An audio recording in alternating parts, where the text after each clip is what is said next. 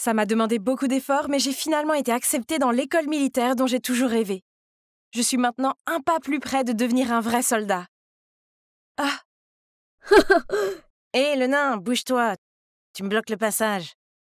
Quoi? Comment ose-t-il? Ce grossier personnage méritait une leçon. Soudain, une main a attrapé mon poing. J'ai levé les yeux. Oh!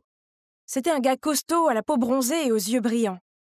Il m'a aidé à ramasser mon sac à dos et a dit « D'abord, tu dois connaître ton ennemi. C'est Eric. » Avant que je puisse répondre à ce garçon, il est parti.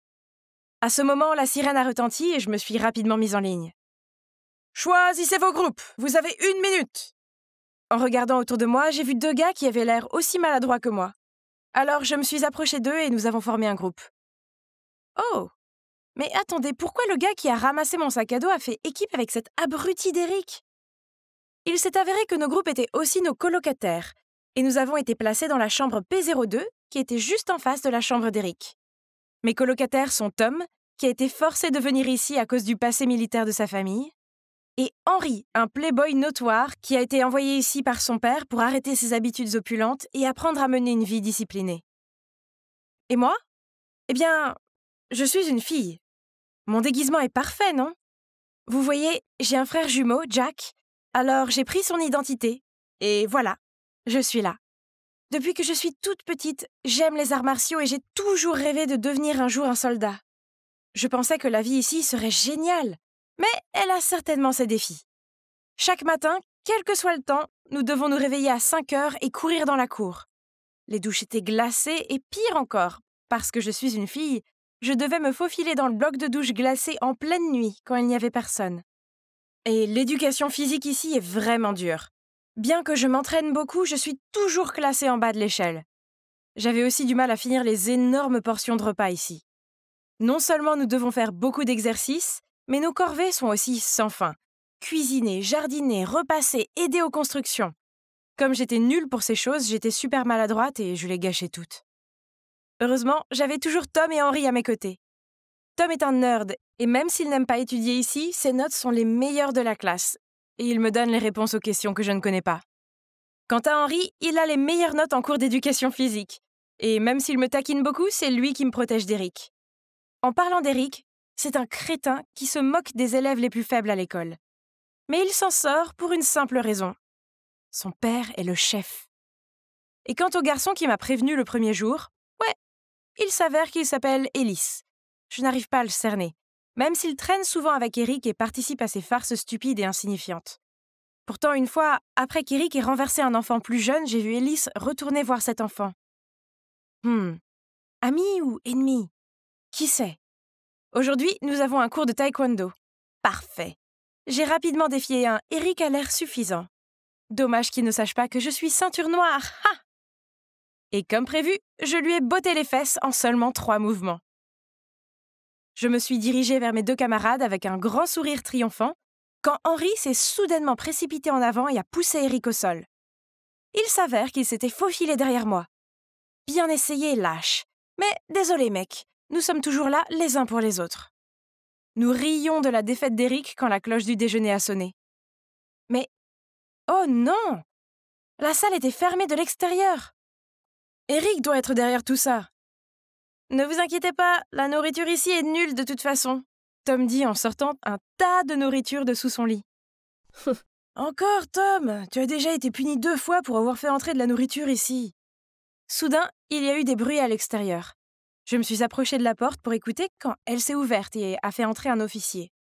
J'ai marché dans le couloir pour voir que tout le monde se rassemblait en chuchotant, tandis qu'Eric était à terre, pâle, comme s'il venait de voir un fantôme. Oh mon Dieu!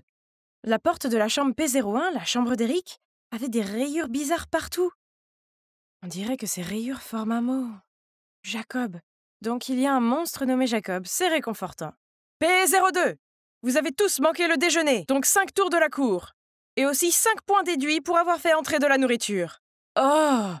Des points déduits encore une fois? À ce rythme, nous n'aurons jamais accès à la salle de divertissement. Oh! Ici, on fait des scores entre les pièces. Comme dans Harry Potter avec les points des maisons. C'est une sacrée compétition. À la fin de la semaine, la chambre qui a le meilleur score a accès à la salle de divertissement. Vous savez, regarder la télévision ou utiliser les médias sociaux sont considérés comme une énorme récompense dans cette école stricte.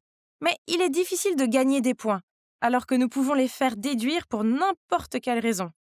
De moi prenant une douche au mauvais moment à Henri séchant les cours de théorie et maintenant Tom et ses snacks. Oh, qu'est-ce que Jacob veut dire? En tout cas, voir Eric paniquer comme ça était hilarant. Jacob est un nom, tu ne le vois pas, Jack? C'est l'ex-colocataire d'Eric. J'ai entendu dire qu'il avait disparu. Sérieusement, Tom, y a-t-il quelque chose que tu ne sais pas? Je vois. Mais pourquoi la disparition de Jacob a-t-elle tant effrayé Eric?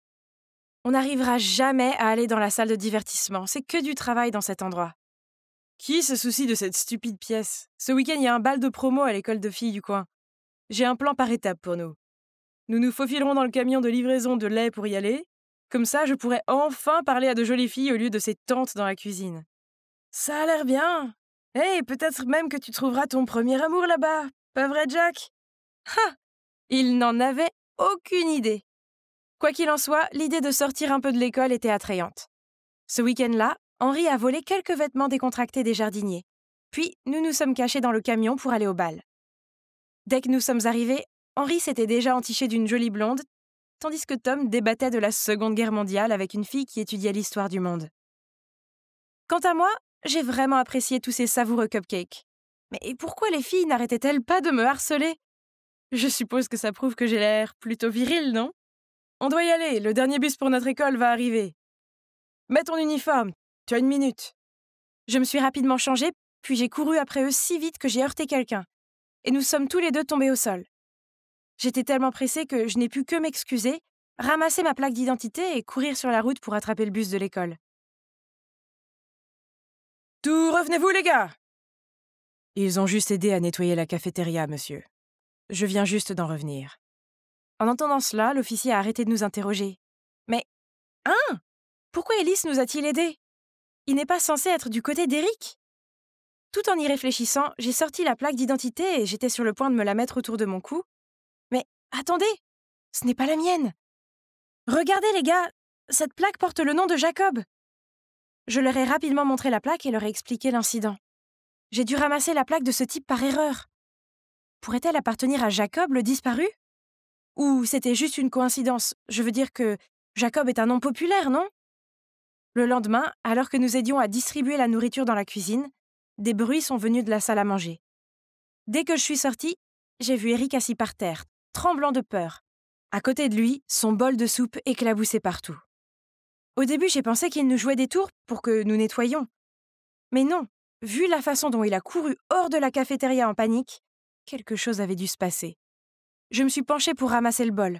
Oh mon Dieu! Il y avait une plaque d'identité avec le nom de Jacob dessus. Mais la plaque que j'ai prise par erreur hier est toujours dans ma poche.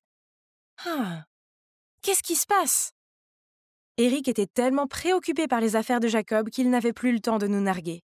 Notre chambre a donc obtenu le meilleur score pour la première fois, ce qui signifie que nous allons enfin pouvoir découvrir la salle de divertissement. Mais dès que nous avons atteint le hall de la zone utilitaire, quelque chose n'allait pas. Un groupe d'enfants s'agitait devant la salle de divertissement d'où provenait la fumée. Pensant qu'il y avait un incendie, nous nous sommes précipités pour l'éteindre. Mais non, ce n'était qu'une bombe fumigène. Dans la salle, Eric et ses amis se sont évanouis. Les gens lui ont aspergé le visage d'eau. Mais dès qu'il s'est réveillé et qu'il a vu le mot Jacob brûlé en noir sur le mur, il s'est de nouveau évanoui.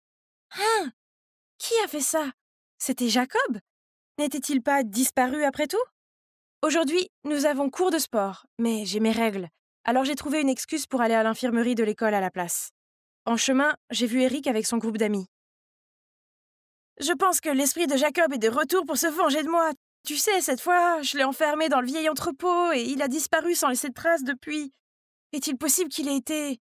Arrête de dire n'importe quoi. Peut-être que quelqu'un qui sait ce qui s'est passé veut s'en prendre à toi. J'ai même enlevé ses vêtements. Oh mon Dieu, il voudrait sûrement me hanter. Oh mon Dieu, tout s'explique maintenant. Soudain, une grande main m'étouffe puis me traîne. Tu ferais mieux de la fermer et de garder le secret. C'était Ellis, le pote d'Eric. Quel fidèle serviteur. Et si je ne le fais pas? Surtout depuis que j'ai rencontré Jacob. Qu'est-ce que tu viens de dire? Tu ne le crois pas? Tiens, Je suis tombée sur quelqu'un et il a laissé tomber cette plaque. Quant à celle dans le bol de soupe d'Eric, je pense que c'est juste une fausse. Ellis a tremblé en prenant la plaque de ma main et est partie rapidement. Allait-il le raconter à Eric ou quoi? Cette nuit-là, pendant que je dînais, Eric était de nouveau en mode abruti et il a jeté ses restes sur mon plateau. Les deux camps se sont affrontés et on s'est tous retrouvés avec 1 heure de retenue.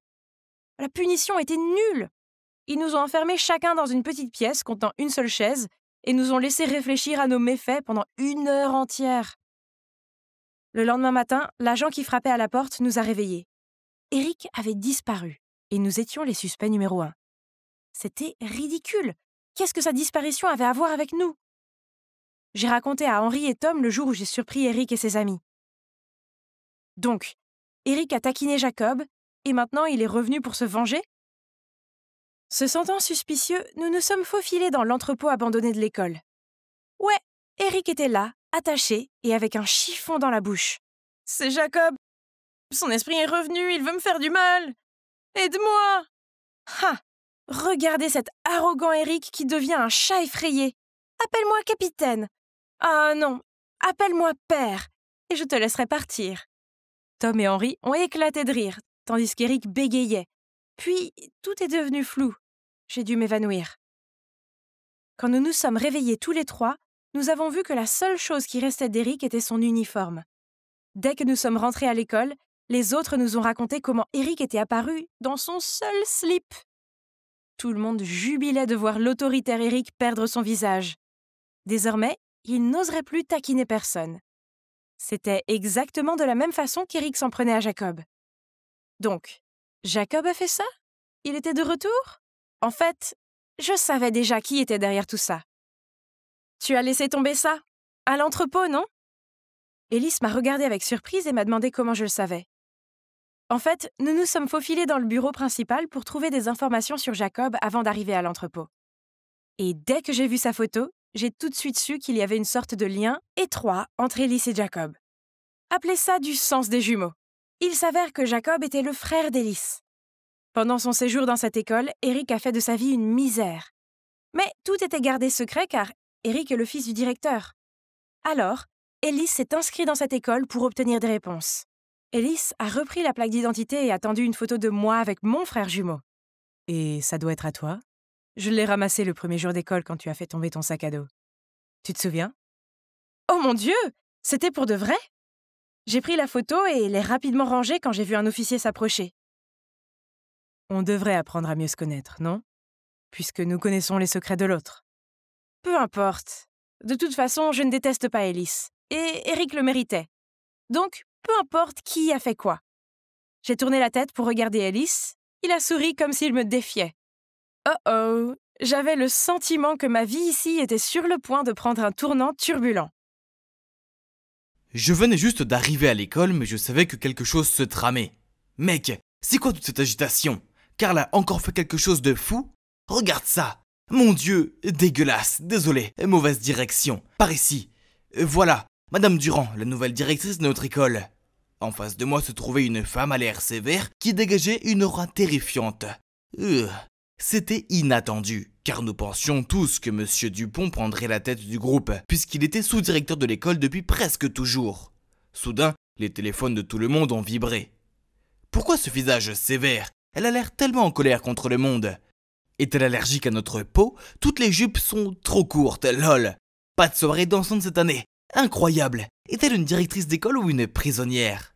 Je vous préviens les gars, elle connaît notre endroit secret pour fumer. Mon Dieu, regardez tous ces visages collés à leur téléphone portable, les marchands de rumeurs. Les jours suivants, les rumeurs sur notre nouvelle directrice semblaient être partout. Les infos la concernant étaient plus recherchées que les billets pour Imagine Dragon. Dès le premier jour de l'arrivée du directeur ici, une série d'histoires bizarres ont commencé à circuler. Un jour, je suis entré en classe et j'ai entendu l'histoire la plus ridicule du monde. Mon école était hantée. Des idiots. Je me suis glissé sous la table puis j'ai soudainement levé la tête et crié « Bouh !» ce qui a fait sursauter tous mes amis. Haha, les nuls. C'est n'importe quoi ces trucs de fantômes. Tu n'y crois pas, hein? Pourtant, Stéphanie l'a vu. Oh non, Stéphanie, je ne savais pas qu'on avait entraîné mon crush dans ces rumeurs idiotes. C'est d'habitude une fille intelligente, je ne sais pas ce qui lui a prise. Stéphanie a baissé la voix et a commencé à parler avec passion de sa rencontre fortuite avec une silhouette devant le bureau du directeur. Mais le pire de tout, avant qu'elle puisse l'observer de près, elle a disparu. C'était probablement juste l'agent de sécurité. Non, quand je suis parti, je l'ai quand même vu s'assoupir dans sa chambre. Il a même vérifié la caméra, et a vu Stéphanie debout et disant bonjour même s'il n'y avait personne. Et flippant, non? Puis l'histoire a continué quand quelqu'un a dit que le nouveau directeur était une sorcière et apportait des forces maléfiques à l'école. Oh mon Dieu, Stéphanie, j'ai besoin de la sortir de cette histoire absurde tout de suite. Mais peu importe ce que je disais, elle insistait. Je l'ai vue de mes propres yeux. Et si elle était vraiment capable de magie noire? Ah, allez, on n'est plus des enfants, Steph. Les forces du mal, les sorcières, les démons, ils ne sont pas réels. Mais c'est toi qui risques d'avoir des problèmes quand la directrice sait qui répand à cette rumeur. Josh, ça me rend folle. J'ai besoin de confirmer ce que j'ai vu. Mais j'ai peur. Tu peux venir avec moi, s'il te plaît. J'ai hésité un moment, puis j'ai hoché la tête. Ok, porte de derrière, 22h du soir. Finissons-en avec ça. Ce serait une bonne occasion d'impressionner mon béguin, non? Cette nuit-là, je suis arrivé tôt à notre point de rencontre et j'ai attendu. Il faisait froid et honnêtement, j'avais la chair de poule. Ok, calme-toi, Josh. Les fantômes n'étaient pas que des tours de l'esprit. Il est temps de montrer à ma future copine combien j'étais fort. Alors que j'étais plongé dans mes pensées, une main a soudainement touché mon épaule. Mon Dieu, Stéphanie? Tu sais l'heure qu'il est? Oh, désolé, je suis un peu en retard. Je t'ai fait peur? Bien sûr que non. Rentrons à l'intérieur et mettons fin à ton obsession. Mais comment on est supposé rentrer? Stéphanie a pointé un grand trou dans la clôture de l'école, caché par un buisson. On s'est faufilé à l'intérieur et a réussi à éviter le garde de sécurité. C'était du gâteau. À l'intérieur, tout le couloir de l'école était plongé dans le noir, et la lumière de la rue brillait à travers les fenêtres en verre. Le scénario ressemblait à un film d'horreur. Mais il n'y avait rien à craindre, n'est-ce pas? On marchait vers le bureau du directeur avec la lampe de poche, quand soudain, un cri strident a donné envie à mon cœur de s'arrêter. Stéphanie s'est accrochée à moi de peur. Relax, je pense que c'est juste le son des haut-parleurs qui crépite. Tu as peur, Steph? Non. Allons-y. Mais dès que le bruit s'est arrêté, un autre son effrayant a commencé. Des pas. L'agent de sécurité nous avait-il déjà repérés? Je me suis retourné et il n'y avait rien d'autre qu'un espace vide. Juste comme ça, nous avons continué à marcher. Et ils ont marché aussi. Quand nous nous sommes arrêtés, ils se sont arrêtés. Dès que les pas ont commencé à se précipiter vers nous, j'ai attrapé la main de Stéphanie et couru aussi vite que possible jusqu'au bureau du directeur. Et j'ai claqué la porte. Écoute, les bruits de pas étaient probablement ceux de l'agent de sécurité. Et tu vois, clairement, nous sommes les seuls ici. Alors arrête de croire à ces choses, ok? Je venais de finir de parler quand soudain la porte s'est ouverte. Et je pouvais voir une silhouette immobile qui se tenait là. C'est lui! Bon sang, j'avais tellement peur que j'ai fermé les yeux et me suis accroché à Stéphanie. Puis quand j'ai ouvert les yeux, l'ombre se déplaçait vers nous. Terrifié, je me suis précipité vers la porte pour m'échapper. Et bang! Moi et le fantôme sommes tombés. Michel, tu vas bien? Michel? Nous étions tous les trois assis sur le trottoir devant l'école. Je n'avais pas besoin du vent froid pour me glacer le cœur, car il s'avérait que Stéphanie avait déjà un petit ami. Et ce petit ami n'était autre que Michel, mon meilleur ami. Autant pour moi de perdre mon temps à jouer les héros. Et si vous vous demandez pourquoi Michel était là, c'était pour aider Stéphanie à monter cette pièce fantôme. C'est vrai, le crépitement et les bruits de pas ont tous été faits par lui. Attends, pourquoi elle a inventé cette histoire de fantôme? Elle a même préparé une pièce entière pour qu'on la reconnaisse. Stéphanie a expliqué que c'était parce que la nouvelle directrice était trop sévère, créant les règles strictes et rendant la vie difficile aux élèves. Mais je pense qu'aucune de ces règles ne l'affecte beaucoup. Je veux dire, Stéphanie a toujours été une élève modèle. Alors pourquoi a-t-elle dû aller jusque ce point? J'ai demandé, mais Stéphanie m'a ignoré et m'a demandé de garder le secret. Les jours suivants, les gens ont continué à me questionner sur mon expédition nocturne. Au début, j'ai gardé le silence. Je ne voulais pas être impliqué dans des rumeurs ennuyeuses et me rappeler comment ma meilleure amie s'est avérée être ma rivale en amour. Mais les rumeurs sur l'école hantée se sont vite répandues et ont atteint la presse. La peur s'est emparée de l'école. Certains élèves ont même changé d'école parce qu'ils avaient trop peur. Même si je n'étais pas trop fan de la nouvelle directrice, Stéphanie est allée trop loin. Un jour, j'étais sur le point de le trouver pour régler ça, quand je l'ai vu marcher seul dans l'escalier de sortie. Stéphanie, je sais que tu es la fille de la directrice et l'administratrice du groupe de discussion effrayant. Quoi? Stéphanie est la fille de la directrice? Incroyable! Et cette personne n'était-elle pas Monsieur Dupont, le sous-directeur? Peut-être que nous voulons la même chose. Tu ne veux pas que ta mère travaille ailleurs aussi, n'est-ce pas? Mais ta méthode n'a pas l'air de marcher très bien. Alors que suggérez-vous? Il y a un moyen plus facile, c'est de me donner le cachet de votre mère. Je vais m'en occuper. C'est trop dangereux. Comment puis-je vous faire confiance? Alors, tu ne veux probablement pas que ta mère sache que tu as fait derrière son dos, n'est-ce pas? Dès que Monsieur Dupont est parti, j'ai immédiatement couru vers Stéphanie. Non, tu ne peux pas faire ça. Tu ne le connais même pas. Fais attention. Mais Stéphanie insistait pour le faire elle-même. Elle disait que depuis la mort de son père, elle en avait assez des règles de sa mère. L'école était le seul endroit où elle se sentait libre. Mais elle n'a plus aucune liberté. Je ne peux pas vivre tous les jours sous le contrôle de ma mère, tu comprends? Eh bien, c'est vrai qu'être l'enfant d'un professeur doit être déjà assez stressant. Sans parler d'être l'enfant d'une directrice stricte, ce serait sûrement encore plus épuisant. Mais comploter avec Monsieur Dupont, c'était un peu trop, non? Et ce qui doit arriver, arrivera. Des messages concernant la directrice qui truquait les résultats des tests pour améliorer le classement de l'école ont éclaté. Et bien sûr, elle serait soumise à des procédures disciplinaires et pourrait devoir quitter son emploi pour avoir violé l'éthique professionnelle. J'ai regardé Stéphanie, son visage s'est assombri et elle s'est précipitée hors de la classe. Je lui ai couru après et l'ai cherchée partout, mais elle était introuvable. Jusqu'à ce que j'entende un sanglot provenant de la cantine abandonnée.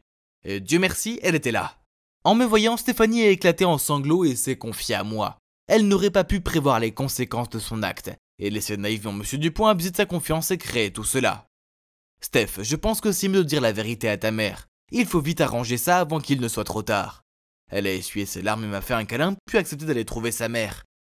Maman, je suis désolé, j'ai lancé les rumeurs et j'ai conspiré avec Monsieur Dupont pour aider à ruiner ta carrière. Je pensais que la directrice allait s'énerver. Mais à ma grande surprise, elle s'est avancée et a pris Stéphanie dans ses bras. Je sais que les choses ont été difficiles depuis que ton père est décédé. J'étais tellement inquiète que tu fasses les mauvais choix que j'ai commencé à être plus stricte avec toi. Je t'aime, et je n'ai jamais voulu te mettre autant de pression, je suis désolé. S'il vous plaît, pardonnez à Stéphanie. Elle n'a jamais voulu vous faire de mal, elle s'en veut. Tout va bien, merci beaucoup Josh de m'en avoir parlé. Tu sais déjà tout? Oui, j'avais tellement peur qu'on profite de toi que je lui prête ta conversation que tu as eue avec le sous-directeur. Quant à la rumeur disant que la directrice devait quitter son poste, c'est moi qui l'ai répandue. C'est comme ça que Stéphanie a réalisé que ce qu'elle avait fait était scandaleux et pouvait avoir de grosses conséquences, non? Bien que sa mère lui ait pardonné, Stéphanie était toujours nerveuse car elle avait donné à Monsieur Dupont le cachet de sa mère. Et c'est bon ma chérie, ça m'a aidé à obtenir des preuves de son détournement de fonds en se faisant passer pour moi. Sa mauvaise conduite sera bientôt réglée. Tout est bon maintenant, mon travail ici est terminé. J'ai arrangé les choses avec Stéphanie et sa mère. Mais le plus important, c'est que j'ai prouvé que l'école n'est pas hantée. Haha. Alors, quelle est la suite? Eh bien, Stéphanie doit être très émue par mes actions héroïques et a développé des sentiments pour moi. Car elle a rompu avec Michel peu de temps après et m'a demandé de sortir avec elle. Mais c'est mon meilleur ami et je ne peux pas le rendre triste pour une fille, alors j'ai refusé. En plus, son côté malicieux est un peu terrifiant. Les filles sont dangereuses. Admets-le, allons. T'as pris mon collier, n'est-ce pas? Mindy nous a regardés et a secoué la tête. Elle était en sueur. Eh bien, il n'y a que nous trois dans la maison. Et si Andy ne l'a pas pris, alors c'est forcément toi. Sérieusement, Cass, tu dois me croire. Je ne l'ai pas pris. Mais elle mentait clairement parce que, quand j'ai fouillé dans son sac, le collier de Cass était juste là. Cass lui a dit de sortir de chez elle et Mindy a fondu en larmes. Pauvre Mindy. Je voulais arrêter Cass, mais elle déteste vraiment que les gens touchent à ses affaires. Alors j'ai gardé le silence. Vous voyez, Cass et moi sommes plutôt inséparables. On a toujours vécu dans le même quartier, donc on a grandi ensemble et on partageait tout. Enfin, presque tout. Sauf un petit secret qui ruinerait probablement notre amitié pour toujours si elle le découvrait. « Andy, qu'est-ce que tu fais ?» J'ai commencé à bégayer. « c'est trop mignon celui-là. » Honnêtement, je suis si énervée contre Mindy. Je ne peux pas croire qu'elle ait fait une chose pareille. J'ai souri, ne sachant pas quoi dire. Je veux dire, c'est moi qui l'avais dénoncée. Soudain, je me suis sentie si coupable. Juste à ce moment-là, nous sommes arrivés à la caisse. Cass a donné tout ce qu'il y avait dans le chariot à la caissière. « Attendez !» s'est-elle exclamée. « Qu'est-ce que c'est ? Le code-barre de cet article a été arraché. » La caissière a fait une scène et a même appelé la responsable. Cass et moi sommes restés là à essayer de comprendre ce qui se passait. Cass a même commencé à pleurer, pensant qu'elle allait être accusée de vol à l'étalage. Après environ 30 minutes, la responsable du magasin est venue. Elles ont gardé les articles sans code-barre et nous ont laissé partir. Ouf, on l'a échappé belle. Qu'est-ce que tu veux dire par ça? Oh, rien, je suis juste soulagée que nous n'ayons pas eu d'ennui. Ce n'était pas la première fois que nous nous mettions dans une situation gênante en faisant du shopping. Parfois, c'était les codes barres déchirés, parfois les étiquettes manquaient. L'alarme de sécurité se déclenchait toujours à la porte. Toutes ces situations n'étaient pas que des coïncidences. Ok, je dois être honnête là. Le truc, c'est que j'ai pour habitude de chaparder. Pas parce que je ne peux pas m'offrir des trucs. Mon père dirige une banque, donc l'argent n'est pas le problème. Mon père m'achète le dernier téléphone tous les mois et vous devriez voir ma garde-robe. J'ai tous les sacs de marque. Je vole car ça me donne le genre de frisson que ma vie quotidienne ne peut pas me donner. Papa me tend de l'argent tous les jours et ne s'arrête jamais pour penser que j'aimerais peut-être un câlin ou un comment ça va. Depuis que ma mère est partie quand je n'étais qu'un bébé, il utilise l'argent comme moyen pour rester tranquille. Alors un jour, quand j'étais à l'école primaire, j'ai volé une épingle à cheveux à la fille assise à côté de moi. C'était si bon, c'était mon propre petit secret. J'aimais le côté spectaculaire de la chose et le fait que personne ne me soupçonnait jamais parce que j'étais une petite fille si riche. Après ça, je suis devenue accro au vol de petites choses et je ne pouvais plus m'arrêter.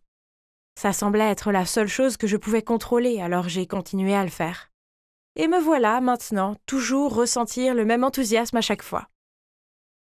Et oui, vous l'avez deviné, celle qui a pris le collier à la soirée pyjama de Cass n'était autre que moi, bien sûr. À ce moment-là, comme j'avais tellement peur, j'ai glissé le collier dans le sac de Mindy et fait semblant de le trouver là. J'étais plongée dans mes pensées quand, soudain, le cri d'Alex m'a fait sursauter. « Les gars, j'ai perdu mon stylo licorne, vous savez, le stylo qui brille !» La classe entière était soudainement en émoi. Certains amis essayaient de le chercher tandis qu'Alex marchait droit vers moi. « Andrea a dû le prendre ce matin quand j'ai sorti le stylo. Elle et moi étions les seuls ici. » J'ai levé les yeux vers Alex, mon cœur battant dans ma poitrine. C'est fini. Je suis démasquée cette fois. Puis j'ai soudainement regardé Scott Parker, le mignon garçon qui venait d'être transféré. Oh non, il ne devait pas avoir une mauvaise impression de moi. Je devais vite trouver un moyen de m'en sortir. « Tu as attendu que je parte aux toilettes pour le prendre, hein ?» « Alex, je ne ferai jamais une telle chose. En plus, j'ai plein de beaux stylos. En fait, tu peux en avoir un si tu veux. » J'ai sorti un magnifique stylo rose à strass de ma trousse à crayons et je l'ai tendu à Alex. Pendant qu'Alex regardait avec étonnement mon stylo, j'ai suggéré de vérifier les casiers pour voir si son stylo était là. Bien sûr, juste à côté des casiers se trouvait le stylo licorne brillant. Sous les yeux de Scott, j'ai ramassé le stylo et l'ai tendu à Alex. « Je suis si contrariée que tu aies pensé que je te le volerais. Mais ce n'est pas grave, au moins on l'a trouvé. » Alex a rougi et s'est excusé auprès de moi. Les autres ont aussi reproché à Alex de ne pas l'avoir cherché assez bien et d'avoir tiré des conclusions hâtives sur moi. « La prochaine fois, ne sois pas si bête, Andrea est une bonne personne, en plus sa famille est tellement riche. Pourquoi aurait-elle besoin de voler ton stylo ?» J'ai juste souri et je suis partie. Soudain, une voix m'a appelée derrière moi. C'était Scott. Il m'a regardée et a dit « Waouh, c'était totalement spectaculaire. Je m'appelle Scott, au fait. Tu es Andrea, c'est ça ? » Désolée si c'est un peu direct, mais voici mon numéro. Excusez-moi, est-ce que je rêve ? Bien sûr, je lui ai envoyé un texto dès que je suis rentrée. Il m'a dit qu'il était impressionné par la façon dont j'avais géré tout ce drame. Bientôt, nous avons discuté tous les jours et il a fini par me demander d'être sa petite amie. J'étais tellement heureuse. Mais il y avait juste un petit problème. Depuis que nous sortions ensemble, j'avais vraiment honte de ma manie vicieuse de voler des choses. J'étais déterminée à y renoncer, mais ça n'était pas facile. Un jour, Scott est venu me chercher et m'a demandé si je voulais aller à la librairie. « La librairie ? Non, je ne veux pas y aller. On peut aller ailleurs ? S'il te plaît. » En me voyant paniquer comme ça, Scott a eu l'air perplexe. Puis il a suggéré que nous allions chez lui pour un film et j'étais d'accord, en espérant qu'il n'y aurait pas de tentation de vol là-bas. Une femme d'âge moyen nous a ouvert la porte de la maison de Scott. « Oh, c'est Sandra, notre aide ménagère. »« Salut Sandra, je suis Andrea. » Mais au lieu de me répondre, Sandra m'a juste regardé fixement d'une manière sérieusement effrayante. Ça m'a vraiment donné des frissons dans le dos. Après avoir regardé le film, Scott et sa mère m'ont invité à rester dîner. La mère de Scott, Madame Doris Parker, était très gentille et nous avons eu des discussions intéressantes. En attendant le dessert, je suis allée aux toilettes. Mais en sortant de la salle, j'ai failli heurter Sandra. Elle se tenait là et me fixait à nouveau. Désolée. Elle n'a rien dit, mais a continué à me regarder de façon étrange. Oh mon Dieu, pourquoi elle me fixait comme ça ? Le lendemain matin, à l'école, Scott m'a dit que sa mère venait de perdre une bague de valeur. Elle avait un plateau à bijoux à côté du lavabo et, après s'être lavé les mains, elle avait oublié de mettre sa bague. Après le dîner, la bague n'était plus là. J'ai réconforté Scott, puis j'ai trouvé une excuse pour aller aux toilettes. J'avais besoin de réfléchir à tout ça. Honnêtement, j'avais fait de mon mieux pour ne pas avoir l'envie de voler chez Scott, mais quand j'ai vu la bague magnifique de Doris... Non, je devais trouver un moyen de la rendre. Personne ne devait le découvrir. Et je m'étais juré de ne plus jamais laisser cela se reproduire. Bonjour, ça... Hein? Où est Sandra? Oh, elle a été renvoyée. Madame Parker a dit que Sandra avait volé ses bijoux. Bref, puis-je vous aider? Oh non. J'ai dû rendre cette bague immédiatement. Pauvre Sandra. Scott est descendu et a dit qu'il allait préparer le dîner. Par la fenêtre, j'ai vu que Doris prenait le thé dans le jardin. C'était ma chance. Je me suis faufilée sur la pointe des pieds dans sa chambre et me suis dirigée vers sa boîte à bijoux. Soudain, la lumière s'est allumée. « Dis-moi ce que tu es en train de faire ici ?» Je me suis retournée, laissant tomber la bague sur le sol. « Mais... Mindy? Pourquoi es-tu là ?»« Je suis la cousine de Scott. C'est donc toi la personne qui a volé la bague. Je ne peux pas croire que mon cousin sorte avec toi. » En entendant le bruit, Scott et sa mère ont couru à l'étage, tandis que j'étais abasourdie et sans voix. « C'est toi aussi qui as volé le collier de Cass, n'est-ce pas? Elle ne veut même pas me parler à cause de toi. » Je suis tellement désolée. Je sais que ce n'est pas bien, mais je n'ai pas pu m'en empêcher. Je me suis sentie si coupable. C'est pourquoi je la rends. J'étais encore à genoux sur le sol quand une main s'est tendue vers moi et m'a aidée à me relever. Je m'en occupe. Viens, allons discuter dehors, d'accord? Il s'avère que Madame Parker est une thérapeute. Elle a vu que j'avais un problème et a proposé de m'aider. Je lui ai dit comment je me sentais coupable du licenciement de Sandra et j'ai demandé à Doris de l'appeler pour que je puisse m'excuser auprès d'elle. 30 minutes plus tard, Sandra est arrivée. Dès que Doris l'a vue, elle s'est excusée et lui a proposé de reprendre le poste. Mais non, madame, c'est moi qui l'ai volé et je mérite d'être punie. Je suis désolée, Sandra, j'ai déjà avoué à Madame Parker que j'ai volé la bague. Je ne voulais pas vous faire virer et je n'ai pas pu m'en empêcher. Tu n'as rien fait de mal. C'était moi. J'étais avide. Elle est innocente. Qu'est-ce qui se passe? De toute évidence, j'étais la voleuse, alors pourquoi me défendait-elle? Pourquoi tu fais ça? Est-ce qu'on se connaît, Sandra? Et c'est là que la vérité a éclaté. Sandra était ma maman. Ouais, je ne sais pas comment c'était possible non plus. D'après ce qu'elle m'a dit, elle s'était disputée avec mon père quand j'étais bébé et a fui dans une autre ville où elle a trouvé un emploi dans la famille de Scott. Quand ils ont déménagé à Seattle, elle est venue avec eux même si elle était nerveuse de retourner là où mon père et moi étions. Elle se sentait tellement coupable de nous avoir quittés. Et jamais elle ne se serait attendue à me rencontrer chez Scott. J'étais tellement choquée que je ne pouvais même pas parler. J'avais imaginé ce moment toute ma vie. Et maintenant, je me trouvais là, face à face avec elle. Et elle avait même pris le blâme pour moi. Je ne pouvais pas le croire. Maman, je suis tellement désolée d'avoir volé la bague. Je ne peux pas croire que tu sois vraiment là. Chérie, tu n'as pas besoin de t'excuser. C'est moi qui vais devoir m'excuser pour le reste de ma vie. Abandonner ma fille comme ça? Quelle sorte de mère suis-je? Comment me pardonnerais-tu? Nous sommes restés là, à nous serrer dans les bras l'une de l'autre, et j'ai su à ce moment-là que je ne volerai plus jamais. Doris m'a diagnostiqué une kleptomanie due à un manque d'amour de la part de ma mère. Mais maintenant que ma mère était là, je n'avais plus besoin de rechercher les sensations fortes du vol. J'avais tout ce dont j'avais besoin ici. Il y a eu quelques moments où j'ai failli voler à nouveau. Mais Doris m'a dit d'appeler ma mère dès que j'en ressentais l'envie. Et quand elle décroche le téléphone et que j'entends sa voix, l'envie disparaît et je me sentais beaucoup mieux. Scott, Cass et Mindy m'ont pardonné après que Doris les a fait s'asseoir et leur a expliqué ma dépendance et ses origines. Maintenant, Scott et moi sommes toujours ensemble, et je vois ma mère tous les jours chez Scott. Mon père n'a pas encore pardonné à ma mère d'être partie, mais ça demandera du temps. Enfin, j'ai l'impression que tout est complet et que mes chapardages font partie du passé. Bonjour, je m'appelle Addison, mais tous mes amis m'appellent Addie. Je suis juste une fille ordinaire qui n'a pas de talent particulier. Mais il y a une chose dont je suis fière, c'est... Oh, pourquoi ne pas regarder la vidéo pour voir ce que c'est? Voici ma grande sœur, Olivia. Elle est magnifique, n'est-ce pas? C'est aussi une chanteuse incroyable et elle est douée pour l'art. Elle peut dessiner à peu près tout. Je veux dire, je ne sais pas comment mes parents ont pu avoir une fille aussi parfaite qu'elle, puis avoir moi. Mais ça ne me dérange pas. Olivia n'arrêtait pas de gagner des trophées et des médailles, tandis que je me contentais de la glace et des snacks que mes parents me donnaient pour avoir eu un B à mon examen de maths. Et Addie, mon bébé, Devine qui a des nouveaux vêtements tendance. Oh, maman, papa, je n'aime pas ces choses. Pourquoi vous en achetez autant? C'est un tel gaspillage d'argent. Cependant, le regard désespéré de maman m'a fait céder.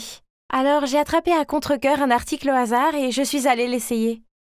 Oh, c'est un crop top. Je me suis regardée dans le miroir.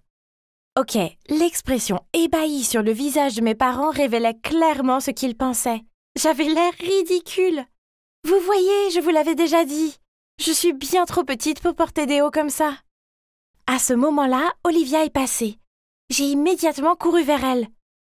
Je pense que tu devrais porter ce haut. Il fera ressortir ta silhouette. Tu seras si mignonne avec ça. Maman a secoué la tête. Non. Si Olivia porte ça, tout le monde verra son nombril. N'était-ce pas le but des crop tops?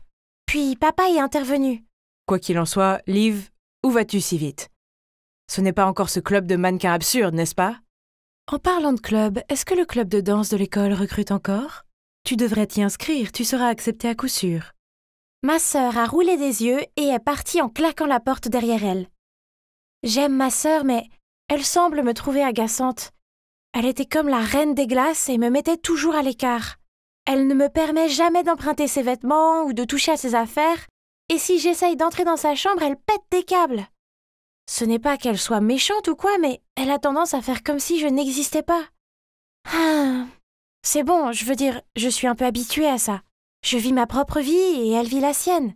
C'est pourquoi, quand j'ai eu mon premier téléphone portable et que j'ai commencé à utiliser les réseaux sociaux, je n'ai pas essayé de chercher son profil, même si je savais qu'elle était sur ces plateformes. Ce soir-là, ma mère m'a demandé de monter à l'étage pour appeler Olivia pour le dîner. Pas de réponse. Alors j'ai commencé à pousser la porte. Elle est soudainement apparue de la salle de bain et a crié « Hey, qu'est-ce que tu fais? Tu sais que tu n'as pas le droit d'entrer ici. » J'ai frappé, mais tu n'as pas répondu. Maman dit que c'est l'heure du dîner. Elle m'a chassée hors de sa chambre. Oh! Pourquoi devait-elle me traiter comme si j'étais une peste? Son attitude bizarre à propos de sa chambre était agaçante. Peut-être qu'elle cachait quelque chose dedans? Non, j'ai probablement trop réfléchi à tout ça. Olivia était toujours comme ça.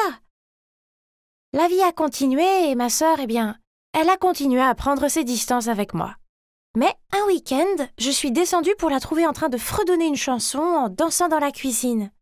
Quand elle m'a vue, elle a souri et a dit « Bonjour sœurette, viens t'asseoir ici, je t'ai fait le petit déjeuner. » Ok, c'était bizarre. Je me suis assise avec précaution et j'ai continué à la regarder. Pourquoi es-tu si heureuse? Et où sont papa et maman? Maman et papa sont partis à la hâte pour un truc de travail. Puis, elle a mis l'assiette devant moi, a souri et a continué. Maman a fait des cookies ce matin et t'a dit de les apporter chez grand-mère. Dis-lui bonjour de ma part. Oh, tu ne viens pas avec moi? Non, je ne peux pas. Désolée, j'ai du travail à faire. Elle a continué à me regarder et j'ai eu l'impression qu'elle voulait que je me dépêche. Avant même que j'ai fini mon toast, elle m'a passé mon blouson et m'a poussée vers la porte. N'ayant pas le choix, j'ai pris le chemin de la maison de mamie en pensant à tout ce qui était bizarre. Jusqu'à ce que je réalise que je n'avais même pas le sac des cookies avec moi. Je l'avais laissé à la maison. Mon Dieu! J'ai immédiatement couru chez moi. Mais pourquoi y avait-il une voiture étrange garée devant ma maison? J'ai traîné un peu et j'ai regardé un homme d'âge moyen sortir de la voiture. Avant même qu'il n'arrive à la porte, Olivia l'a ouverte et lui a souri. Je me suis précipitée derrière un buisson pour continuer à regarder. Pourquoi lui tendait-il des fleurs et un paquet cadeau? Elle les lui a pris avec joie et s'est même penchée à son oreille pour lui dire quelque chose. Oh mon Dieu! Cela explique donc le comportement étrange de ma sœur. Ils sont en relation, n'est-ce pas? Je n'aurais jamais pensé que ma sœur s'intéresserait à un vieil homme comme lui. C'est choquant. Mais attendez. Et s'il la trompait? Olivia a peut-être l'air vive, mais elle est en fait très innocente. Si c'était le cas, je vais le battre comme plâtre. Mais ce n'était que ma spéculation. Je ne peux pas agir hâtivement sans connaître la vérité. J'ai donc décidé de faire profil bas et je suis entrée discrètement dans la maison par la porte de derrière pour prendre le sac de cookies.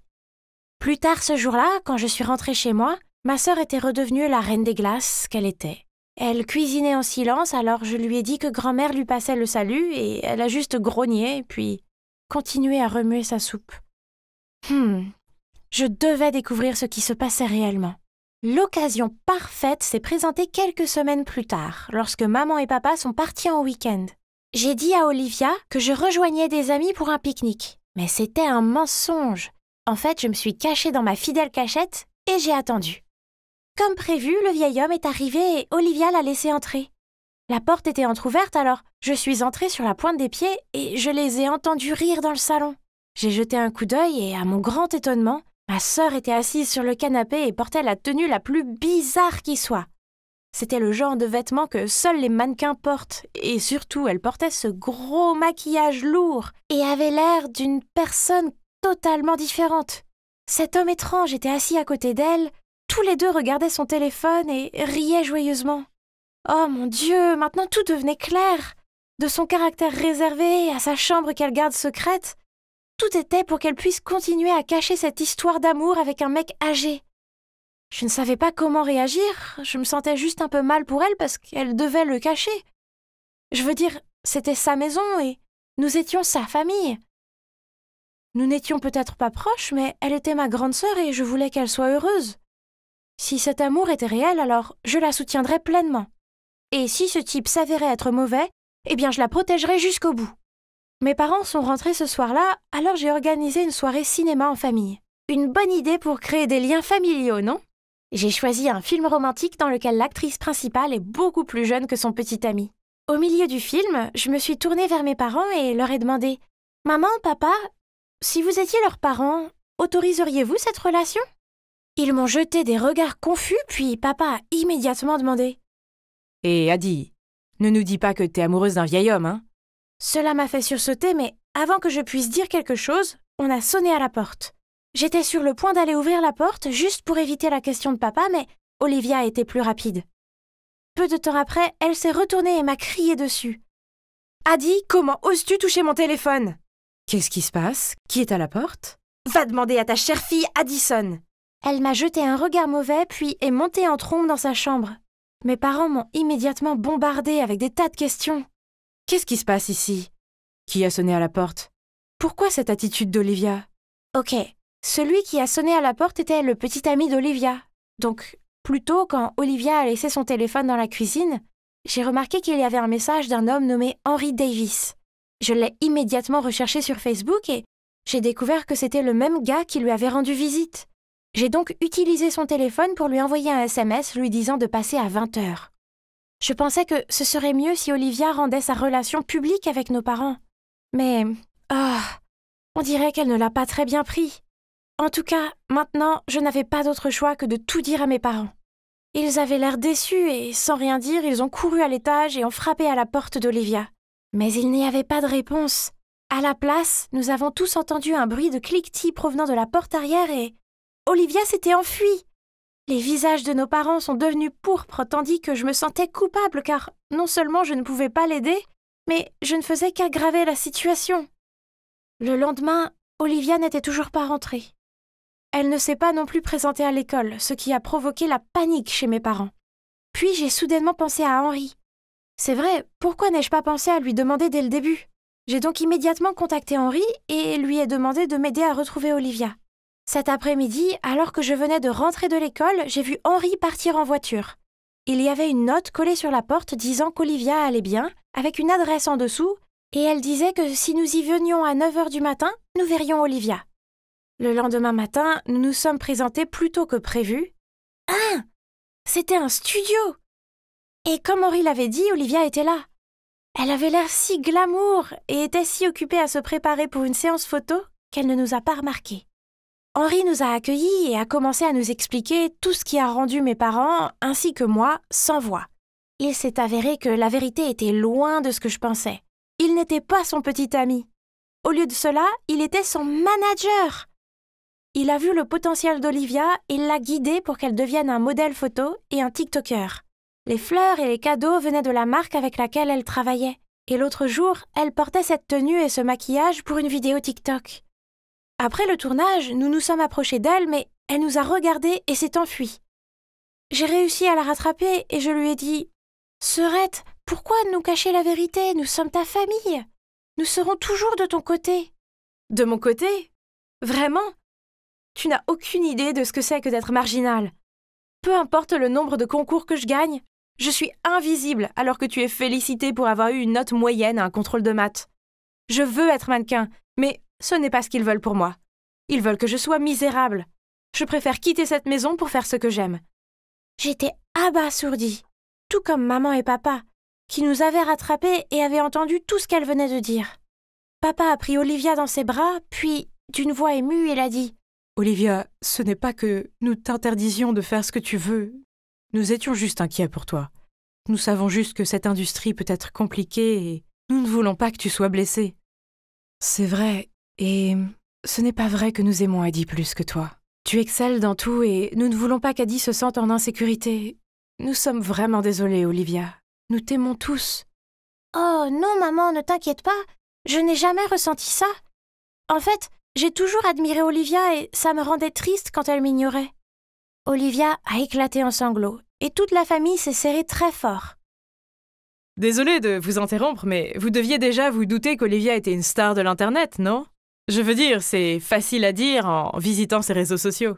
J'ai dit timidement « Je ne suis aucun de ses comptes, je pensais qu'elle voulait m'écarter de son chemin. » Henri m'a alors tapoté la tête et nous a montré les comptes de médias sociaux d'Olivia et waouh!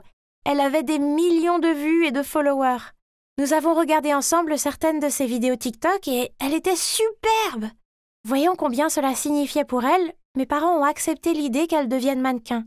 Et ils ont même remercié Henri de l'avoir aidée. Puis, Olivia s'est approchée de moi. « Hey, Adi, je suis désolée d'avoir été si froide dans le passé. Il s'avère que tu m'aimes tellement et tu me soutiendras quoi qu'il arrive. Au moins, si je tombe vraiment amoureuse d'un vieil homme, je n'ai pas à m'inquiéter, pas vrai? » Et tout le monde a éclaté de rire. Oh, même si mon plan ne s'est pas déroulé exactement comme prévu, j'appelle quand même ça un succès, car tout s'est bien terminé à la fin. Vous pensiez que c'était terminé, hein? Non, pas encore. Il y a encore une chose que je veux vous montrer. Cette nuit-là, pour la première fois, Olivia m'a laissé entrer dans sa chambre. Waouh! C'était comme un mini-studio avec des flash photos coûteux, une lampe circulaire et un appareil photo. Et sa collection de vêtements et de maquillage était très impressionnante. Oh! Vous vous souvenez de ce que j'ai dit au début de la vidéo sur le fait d'être une fille ordinaire? Eh bien, ça n'a pas changé. Mais maintenant, je peux dire en toute confiance qu'il y a une chose que j'ai. Et c'est une grande sœur géniale qui m'aime inconditionnellement. Non! Maintenant, prenez votre sale argent et quittez mon navire! Ce n'était vraiment pas notre jour. C'était déjà le 5e gars à nous rejeter. Personne ne semblait vouloir se rendre sur cette île. Oh, salut, je suis Juliette. Cela fait déjà 2 ans que mon père s'est étrangement volatilisé lors d'un voyage d'affaires. Il a juste disparu. Mais même quand les autorités ont confirmé qu'il était décédé, je ne pouvais pas me débarrasser de l'idée qu'il était toujours vivant quelque part. Alors, j'ai continué à le chercher depuis. En fait, il y a quelques jours, j'ai trouvé une piste. Vous voyez, j'étudie à l'Institut archéologique, où j'ai trouvé par hasard une ancienne carte d'un trésor caché sur une île déserte. Ça a l'air fou, n'est-ce pas? Eh bien, ça devient encore plus fou. Juste à l'endroit exact où le trésor était indiqué sur la carte, se trouvait le symbole d'une hirondelle, l'hirondelle typique de mon père. Et ses initiales, RC, étaient écrites là aussi. Cela pourrait-il être? Il n'y avait pas de temps à perdre. C'est ainsi que j'ai atterri ici, dans un village de pêcheurs près de cette île avec ma meilleure amie Leila. Elle m'a accompagnée parce qu'elle était inquiète que je parte seule, ce qui est gentil de sa part. Vous voyez, il y avait une rumeur parmi les locaux que cette île était maudite. Apparemment, tous ceux qui ont osé s'y aventurer ont disparu sans laisser de traces.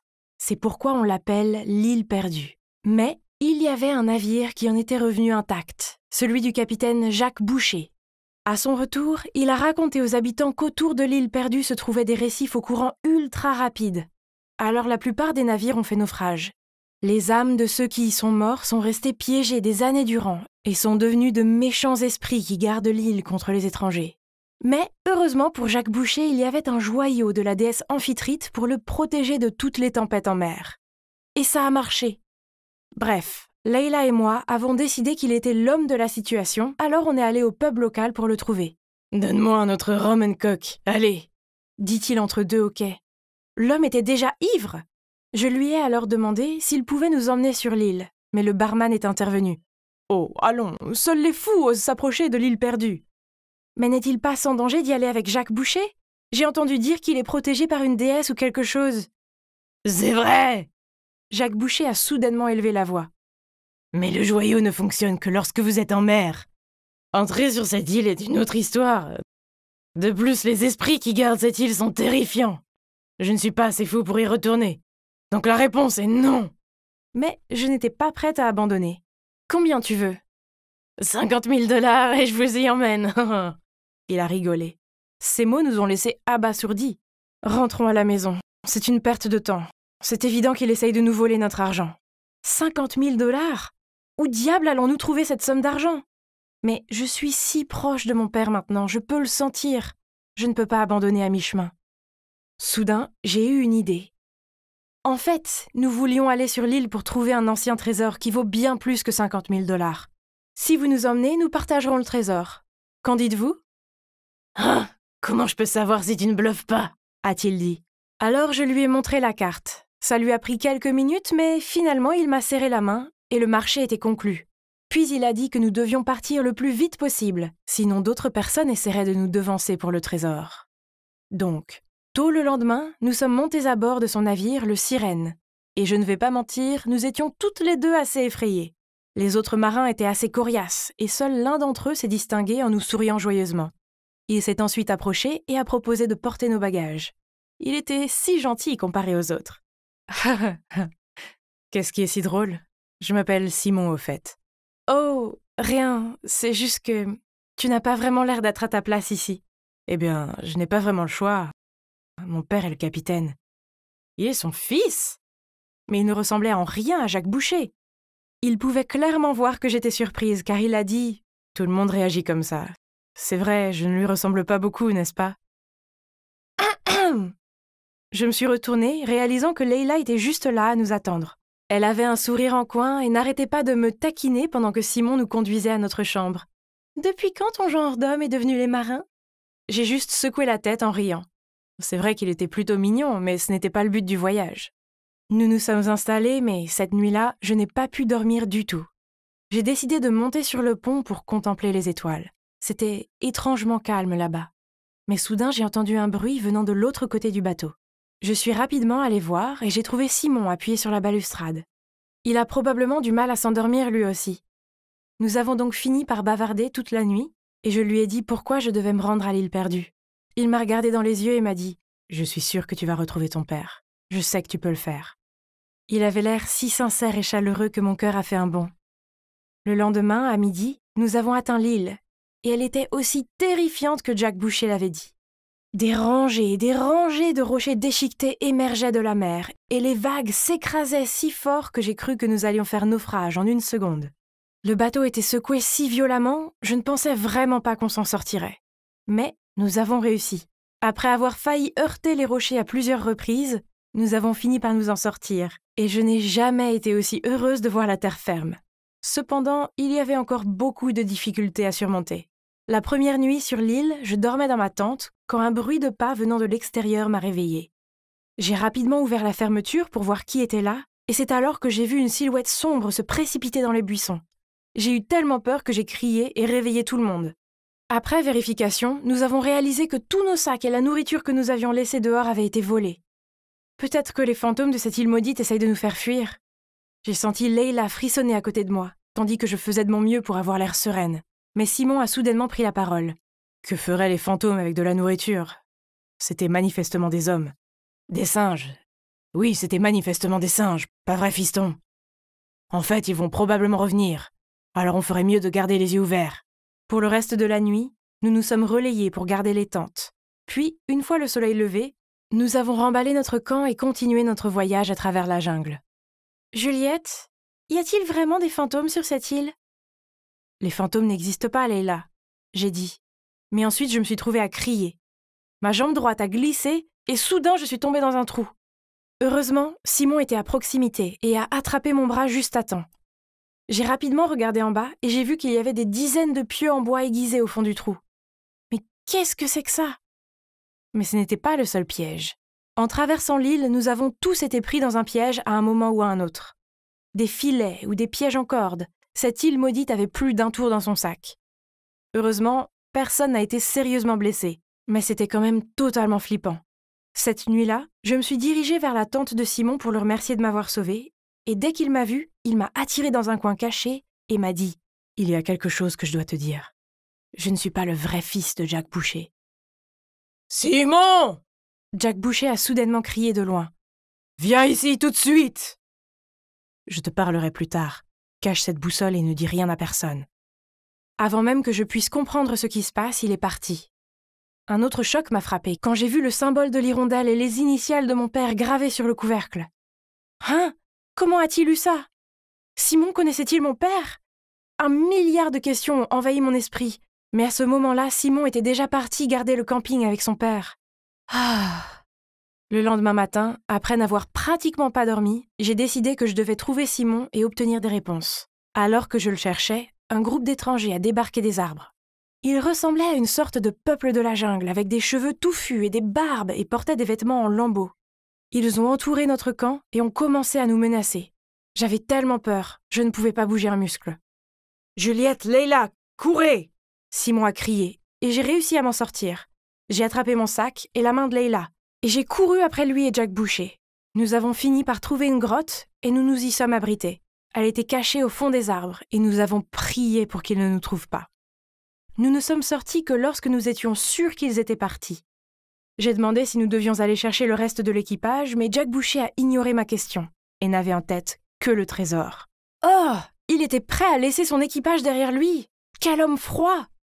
Et pourtant, je n'avais pas d'autre choix que de continuer les recherches. Je ne pouvais pas risquer de me faire attraper par ces barbares. Je devais retrouver mon père. Donc j'ai sorti la carte à contre-cœur et nous avons suivi les indications. Elle nous a conduits à un temple de pierre au milieu de l'île. Un par un, nous sommes entrés et avons pénétré profondément à l'intérieur. Soudain, Jack Boucher a crié. Une flèche l'a frôlé, marquant de peu sa joue. Terrifié, il est devenu pâle, en se serrant la poitrine. « Il vaut mieux que votre trésor mérite tout ça. Sinon... » Nous avons continué et avons vu une porte. « Il est là! Le trésor est derrière cette porte !» Jack Boucher a couru en avant, se jetant contre la porte. Sa patience était définitivement à bout. Pendant qu'il s'efforçait d'ouvrir la porte, je regardais autour de moi pour trouver d'autres indices sur mon père. Soudain, je me suis retournée pour voir Jack Boucher tomber à genoux. Il avait réussi à ouvrir la porte, mais à l'intérieur, il n'y avait qu'une pièce pleine de vases poussiéreux, ébréchés et couverts de toiles d'araignée. « Vous m'avez piégé! J'ai risqué ma vie pour venir dans cette île maudite pour rien !» Jack Boucher s'est alors précipité sur moi pour me saisir. J'ai lutté pour m'éloigner de lui. Il me serrait tellement fort le cou que je ne pouvais plus respirer. J'ai regardé Simon en suppliant pour de l'aide, et il a essayé de calmer Jack Boucher. « Oh, tais-toi! Et toi, apporte toutes tes affaires par ici, ou ton ami aura de gros problèmes. » Tremblante, Leila a obéi, le suppliant de m'épargner, mais il lui a lancé un regard menaçant tout en resserrant ses bras autour de mon cou. Il a fait signe à Simon de venir chercher ses affaires. « Non, laisse-la partir. »« Oh, petit Simon, as-tu oublié ta maman et ton papa?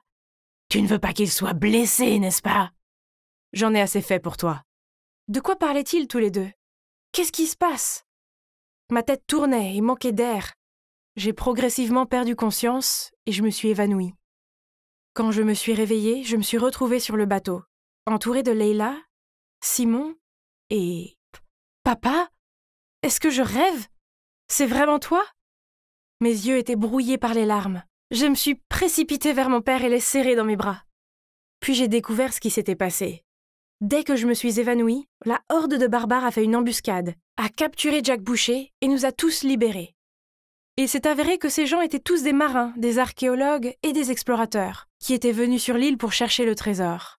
En traversant le récif, ils ont été attaqués par un groupe de pirates qui les ont dépouillés de tous leurs biens et possessions, puis ils ont été impitoyablement jetés les mains vides sur l'île. Cet équipage de pirates n'était autre que l'équipage de Jack Boucher.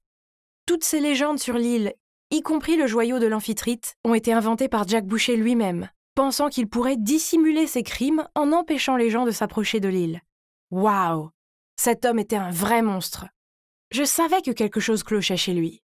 Mais heureusement, profitant de la venue des pirates sur l'île, le groupe de victimes a conspiré pour les capturer et se libérer de l'île déserte. Quant à Simon, le pauvre Simon, il avait traversé tellement de choses. Il était en fait l'une des victimes. Il y a 2 ans, lui et ses parents ont également été abandonnés sur l'île. Inquiets que leur fils ne survive pas, ses parents ont supplié Jack Boucher de le laisser faire partie de son équipage. Voyant que Simon était fort et en bonne santé, Jack Boucher a accepté, à une condition, que si jamais il le trahissait, ses parents seraient exécutés. Grâce à Simon, les victimes ont pu survivre jusqu'à ce jour. Chaque fois que le bateau s'approchait de l'île, il mettait de la nourriture et des produits de première nécessité dans un tonneau et le laissait flotter jusqu'au rivage. Plutôt malin. Oh, et ce n'est pas tout. Quand Simon était sur l'île, il avait rencontré mon père.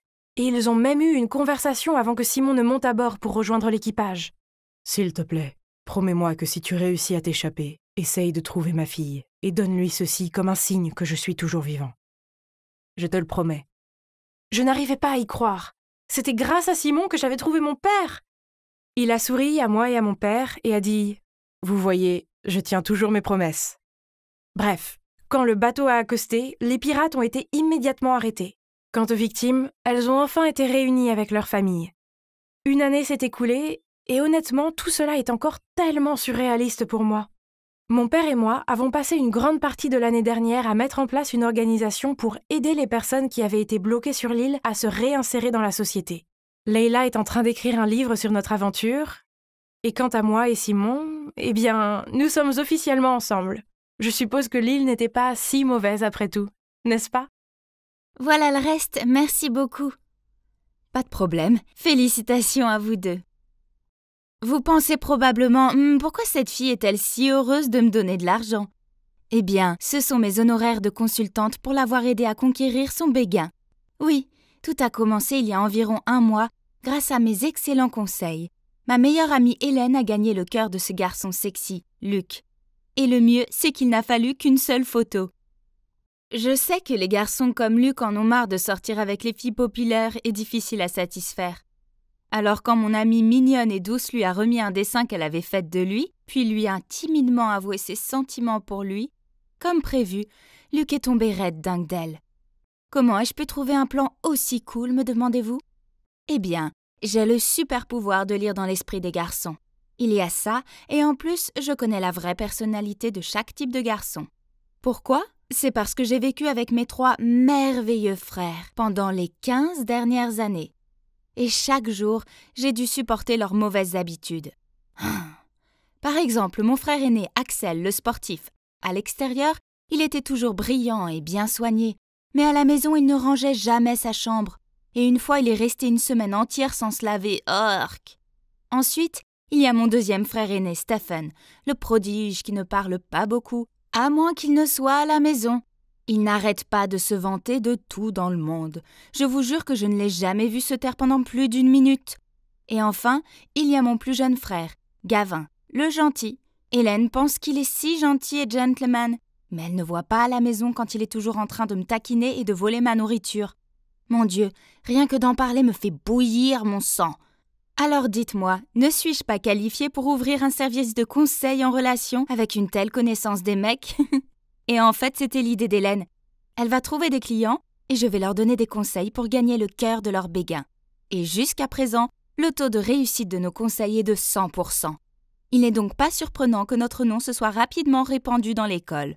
Un jour, je prenais mon déjeuner quand Hélène a couru vers moi et m'a dit avec excitation « Nous avons un gros client !» Qui est-ce? Il s'est avéré que c'était Claire, une méchante fille populaire à l'école. J'ai immédiatement secoué la tête. Je ne vais pas le faire. Tu sais que je n'aime pas du tout Claire. Allons, elle paie le double que d'habitude. Non, je ne veux pas l'aider. Mais Madeleine, s'il te plaît, j'ai déjà pris son argent. Quoi? Elle était sérieuse? Puis rencontrant mon regard furieux, Hélène s'est empressée de poursuivre. Tu vois, Claire est déjà super populaire. Donc, avec ton esprit brillant plein de trucs et astuces, elle aura le mec et tu auras sa reconnaissance. Je suppose que ce serait bon pour la faire. D'ailleurs, Hélène avait raison. Quel que soit le type de garçon, je savais toujours ce qu'il fallait pour l'attirer. Ok, alors qui est sa cible? Ryan. Quoi? Ryan, c'est... Le nerd? Claire l'aime bien? En réponse, Hélène a juste souri, hoché la tête puis a mordu dans son déjeuner. Eh bien, je ne m'attendais pas à ça. Mais peu importe, c'était les affaires de Claire. Même si la cible était un garçon ringard connu pour détester les filles et ne pas sortir avec elles, ça ne pouvait pas intimider cette Madeleine. Donc, je me suis embarquée dans la mission tactique pour Claire. Voyons voir, un nerd tomberait certainement amoureux d'une fille qui a les mêmes intérêts que lui, non? Donc, le jour suivant, comme prévu, Claire attendait Ryan devant la classe de littérature. Voyant Ryan de loin, elle a immédiatement sorti le livre Wuthering Heights et a fait semblant de lire attentivement. Mais Ryan est passé devant elle sans même lui jeter un regard. Alors elle l'a immédiatement poursuivi et a lu un paragraphe à haute voix, mais Ryan a continué à marcher et a même remis ses écouteurs. À ce moment-là, Claire ne pouvait que rester là à taper du pied. Eh bien, c'était un échec massif. Il semble que je doive changer de stratégie. Et qu'en est-il des Legos? Je veux dire, quel nerd n'aime pas ça? Dans cet esprit, j'ai passé toute la journée à aider Claire à assembler une maquette de Poudlard pour l'offrir à Ryan. Elle lui a montré fièrement son chef-d'œuvre, mais il a murmuré « Non merci » et est parti, laissant Claire avec un regard abasourdi. Ainsi, encore et encore, que ce soit en demandant à Claire de lui donner des biscuits Star Wars ou en collant sur son casier une photo d'elle habillée en Black Widow, mes astuces n'ont pas fonctionné sur Ryan. Mon Dieu, pourquoi ce gars était-il si bizarre? Quelques jours plus tard, alors que je mettais mes livres dans mon casier, Claire est apparue et a dit d'un ton narquois. « Quel genre de service fournissez-vous, vous deux? Ça fait des semaines qu'on essaye, pourquoi Ryan ne m'a pas remarqué? » Lentement, mais sûrement, continue comme ça, fais-moi confiance. Te faire confiance? Je te donne qu'une semaine de plus. Si tu ne fais pas le travail d'ici là, je m'assurerai que tout le monde sache à quel point tes conseils sont nuls. Puis elle est partie. Ah, quelle snob odieuse! Mais que puis-je faire d'autre? Je dois finir le travail, sinon mes services de conseil seront terminés. Et puis, cette Madeleine ne pouvait pas échouer comme ça. Et c'est là que j'ai eu une idée. Comme vous voyez, Ryan est en train d'écrire une dissertation sur son ordinateur portable. Et il y a moi, Claire et Hélène, assises sur la table voisine, faisant semblant de lire des livres, alors qu'en fait, nous surveillons les mouvements de Ryan. Soudain, Ryan a poussé un cri, ce qui a fait sursauter toute la bibliothèque et lui a valu un regard noir de la bibliothécaire. Puis Claire s'est approchée de lui et d'une voix douce a dit « Hé Ryan, est-ce que tout va bien ?»« Non, mon ordinateur portable est en panne. Ma dissertation importante est dessus et je ne l'ai pas sauvegardée, c'est pas possible !» Il tapote sur les touches. « Je vais jeter un coup d'œil, je suis plutôt douée avec les ordinateurs, » dit-elle en se penchant sur l'ordinateur. Soudain, l'ordinateur portable de Ryan a fait un bruit et s'est rallumé. Et la dissertation était en parfait état. Qui aurait cru qu'une fille sexy comme Claire serait une experte en informatique? Ryan a chaleureusement remercié Claire et l'a même invitée à déjeuner. Enfin, le succès. Mais, ne me dites pas que vous croyez aussi que Claire en sait autant sur les ordinateurs. Bien sûr que non. C'est grâce à mon frère Stephen. Il m'a montré comment installer rapidement un logiciel pour faire croire qu'il était en panne. Et je l'ai utilisé sur l'ordi portable de Ryan quand il est allé chercher un livre. Mon frère m'a également montré le code secret pour le faire fonctionner à nouveau en un clin d'œil. Et je l'ai transmis à Claire. Enfin, la mission la plus difficile que j'ai jamais affrontée était terminée. Et Claire et Ryan sortaient officiellement ensemble. Je voulais fêter ça, alors j'ai prévu une sortie au cinéma avec Hélène, mais Luc l'a surprise avec des tickets pour un parc d'attractions et elle m'a laissée pour y aller avec lui. Tant pis pour les copains avant les rencarts. Donc je me retrouve seule. On peut dire que j'étais de mauvaise humeur. Mais pour aggraver les choses, le couple assis derrière moi n'arrêtait pas de se taquiner, de se bécoter bruyamment et même de donner des coups de pied à ma chaise. Ah, j'en peux plus! Je me suis retournée et j'étais sur le point de leur dire ce que je pensais. Hein? C'était Claire avec Jackson, le fauteur de troubles du cours de maths. Les deux ont aussi paniqué quand ils m'ont vue. Qu'est-ce qui se passe? Elle ne vient pas de me demander de l'aider à séduire Ryan? Avant que je puisse lui demander ce qui se passe, elle m'a traînée dans le hall. Tu ferais mieux de te taire à ce sujet, ou sinon... Je comprends pas, je croyais que tu aimais bien Ryan. S'il te plaît. Bien sûr que je n'aime pas vraiment ce nerd, je l'utilise uniquement. Si tu parles de ça à quelqu'un, je m'assurerai que ton service de conseil soit terminé. Quoi? Et elle me menace? Eh bien, il est vrai qu'elle a payé pour le service de consultation, mais cela ne signifie pas que j'accepte qu'elle m'utilise à des fins malveillantes. Je ne pouvais pas rester sans rien faire et regarder Claire jouer avec les sentiments de Ryan comme ça. Alors j'ai quitté le cinéma et je me suis rendue chez Ryan. Dès qu'il a ouvert la porte, je lui ai dit la vérité. Il avait l'air ravagé et m'a crié de m'en aller. « S'il te plaît, Ryan, on ne peut pas la laisser s'en tirer comme ça. On doit lui donner une leçon. » Il a réfléchi puis a fini par hocher la tête et a dit d'un ton bourru. « Ok, d'accord, peu importe. » Heureusement, ce week-end-là, les parents de Claire ont invité Ryan à dîner. Maintenant que le plan de vengeance commence. C'est clair, mon téléphone est en panne, alors j'ai emprunté celui de ma sœur pour t'envoyer un texto. Viens dans 15 minutes, tu me manques tellement. Ok, j'arrive. Je t'aime. XO. Je repassais encore une fois le plan en revue dans ma tête quand j'ai soudain vu quelqu'un se faufiler près de la fenêtre de la chambre de Claire. C'était Jackson. Il a rapidement grimpé dans la chambre de Claire. J'ai immédiatement envoyé un SMS à Ryan. La proie est arrivée. Puis j'ai grimpé à la suite de Jackson. En me voyant, Jackson était affolé. « Mais qu'est-ce que tu fais ici ?» Juste à ce moment, nous avons entendu des bruits de pas à l'extérieur. De peur d'être attrapé, Jackson a couru vers la fenêtre pour s'échapper, mais je me suis rapidement précipitée pour lui barrer le passage. « Que faites-vous tous les deux dans la chambre de Claire ?» C'était la mère de Claire, et derrière elle, c'était Ryan et une Claire à l'air paniquée. « Claire, peux-tu s'il te plaît m'expliquer pourquoi il semble y avoir une réunion dans ta chambre ?» Claire a pris un air embarrassé puis a lâché. « C'est que, eh bien, je sors avec Jackson. Je t'ai menti en te disant que je sortais avec Ryan parce que c'est un excellent élève, alors tu ne m'empêcherais pas de sortir pour le voir, car je savais que tu n'accepterais jamais Jackson. » Il s'est avéré que les parents de Claire étaient si contents que leur fille sorte avec un garçon aussi intelligent que Ryan qu'ils voulaient l'inviter chez eux, raison pour laquelle elle m'a engagée pour l'aider. Ils étaient furieux d'apprendre qu'elle les avait trompés. Et sans surprise, ils l'ont punie pendant 1 mois en la privant d'argent de poche. Pauvre Claire, mais elle l'a bien mérité.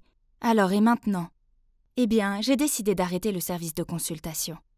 J'aime aider les gens, mais je n'aime pas voir quelqu'un souffrir. La plupart ont utilisé mes services pour de bonnes raisons, mais je ne peux jamais être sûre que quelqu'un ne les utilisera pas pour de mauvaises intentions, et je ne veux pas en faire partie. De toute façon, c'est pas si mal puisque je me suis fait un nouvel ami, Ryan.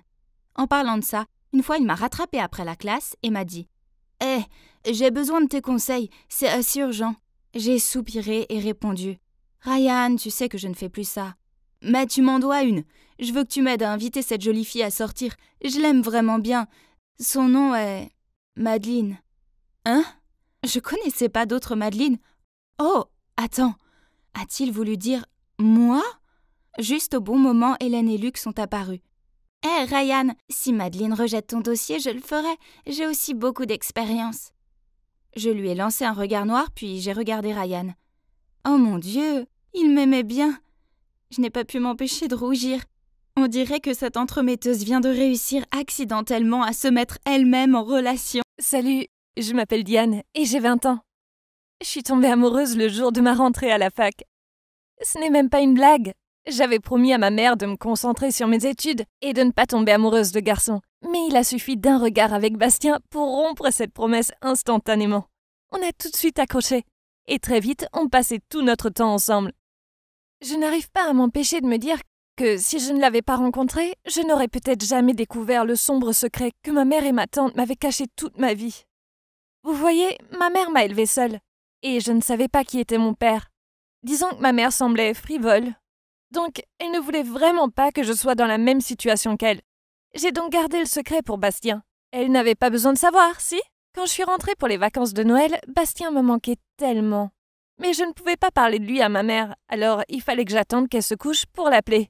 Mais un soir, elle m'a entendue. Elle a dû aller aux toilettes et soudainement j'ai entendu des pas. Elle se tenait juste là. Je ne savais pas ce qu'elle avait entendu, mais j'étais tellement gênée. Je pensais qu'elle allait me prendre le téléphone et me disputer, mais en fait, elle est juste retournée se coucher. C'était super bizarre. Le matin, elle était assise à la table de la cuisine et souriait. Elle a dit « Eh bien, c'est qui alors ? Invite-le, ne sois pas timide. » Je n'y croyais pas. Je pensais qu'elle pèterait un câble, mais en fait, elle voulait le rencontrer. Elle a proposé que je l'invite pour dîner, car ma tante venait aussi ce soir-là. Ma mère et ma tante étaient comme des meilleures amies. Et elles m'avaient quasiment élevée ensemble. Alors j'étais contente qu'elle rencontre Bastien aussi. Il a pris le bus cet après-midi-là, car il avait hâte de me voir. Et ma mère a dit qu'il pourrait dormir dans la chambre d'amis. Dès que ma mère a vu Bastien, elle m'a souri en me murmurant qu'il était canon. Puis on s'est assis pour dîner et on a commencé à parler. Ma mère lui posait tellement de questions. C'était un peu gênant. Elle n'arrêtait pas et paraissait fuineuse. Elle lui a demandé où il avait grandi, ce que faisaient ses parents, et même leur nom et tout. Pendant ce temps-là, ma tante restait silencieuse. Et à un moment, elle est sortie de table pour aller dans le jardin. Ma mère lui a couru après. Et Bastien me regardait de l'air inquiet. Je savais pas ce qui n'allait pas. 10 minutes plus tard, ma mère est revenue et son visage avait complètement changé. Elle était passée de quelqu'un d'amical et chaleureux à quelqu'un de très froid et distant. Elle nous regardait, Bastien et moi, et a dit qu'elle avait décidé que j'étais bien trop jeune pour que mon copain reste ici. Puis elle a demandé à Bastien de s'en aller. J'y croyais pas. Enfin, j'avais 20 ans. Elle était si méchante. Alors je lui ai dit « Maman, pourquoi, s'il te plaît, laisse-le rester ?» Je la suppliais presque. Mais elle semblait si sérieuse et déterminée, et je savais qu'elle ne changerait pas d'avis. Bastien était encore plus choqué que moi. Enfin, c'était quand même ma mère qui l'avait invité. Et maintenant, c'était elle qui lui disait de partir. Il a vite pris ses affaires et a appelé un taxi. J'étais tellement choquée que je ne lui ai même pas dit au revoir. J'ai simplement fondu en larmes et j'étais si en colère contre ma mère. Dès que Bastien est parti, j'ai couru à l'étage et me suis enfermée dans ma chambre. Et ma mère restait devant ma porte en me suppliant de bien vouloir lui parler. Elle a dit qu'elle devait me dire quelque chose. J'ai refusé de sortir et je restais assise par terre contre la porte. J'entendais ma mère pleurer et je savais que c'était sérieux. Elle m'a dit que la raison pour laquelle elle ne voulait pas que Bastien reste était parce que c'était en fait mon demi-frère. Non, je ne comprenais pas. J'ai demandé si mon père était aussi le père de Bastien, puis je me suis énervée. Je pensais que ma mère ne connaissait pas mon père. J'ai ouvert la porte et j'allais lui crier dessus quand elle m'a expliqué la situation. J'avais été adoptée. Enfin, en fait, j'avais été kidnappée par ma tante quand j'étais bébé. C'est une longue histoire incroyable, mais concrètement, mes parents étaient riches. Mais ils n'arrivaient pas à avoir d'enfants.